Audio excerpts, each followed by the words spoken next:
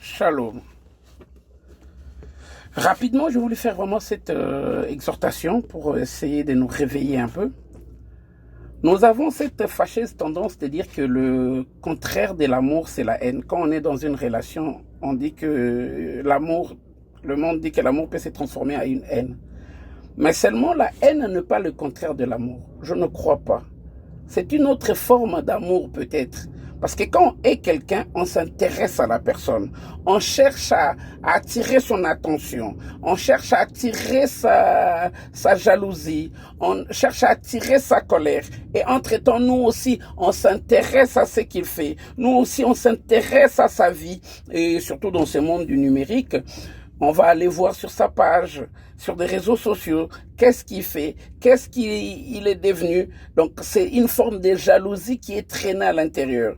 Donc, c'est pas le contraire de l'amour. Je crois que le contraire de l'amour, c'est l'indifférence. Quand on oublie, quand on ne prête plus attention. C'est comme notre vie passée. C'est comme notre vie passée. Nous, autrefois pécheurs, autrefois nous vivons dans le mal, autrefois on avait un autre maître. Aujourd'hui, Jésus-Christ nous a rachetés. Il est venu changer notre vie. Il nous a fait des promesses, du genre, je ne t'abandonnerai pas, je ne te délaisserai pas. Il nous a dit, ne t'inquiète pas de ce que tu vas manger, ni de ce que tu vas boire. Il nous a dit, je viendrai vous chercher. Et il nous a dit, je vous laisserai un consolateur, le Saint-Esprit, mon esprit en vous. Et il l'a prouvé, il a donné sa vie sur la croix pour nous. Et nous, entre-temps, ce que nous faisons, qu'est-ce qu'on fait? On passe notre temps en se cachant sur cette haine du diable, en se cachant sur cette forme de haine. Nous regardons tout le temps en arrière, nous regrettons notre ancienne vie, voire même, on est fatigué à combattre.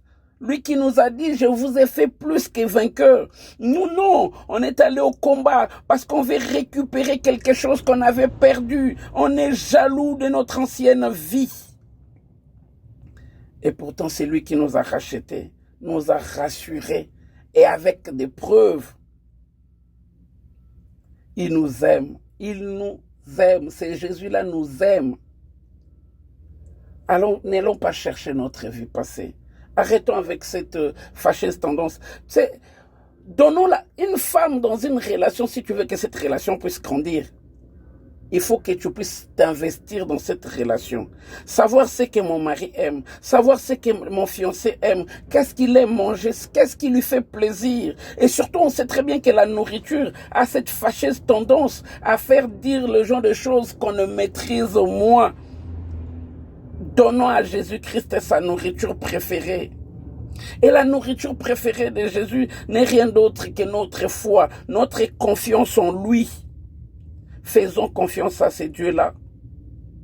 Comme cette femme qui perdait du sang, ce jour-là, il est allé toucher Jésus. Il est allé toucher, il a donné à Jésus la nourriture préférée, la confiance.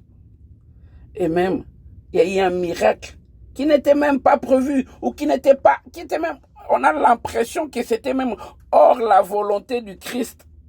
Puisqu'il a crié, qui m'a touché?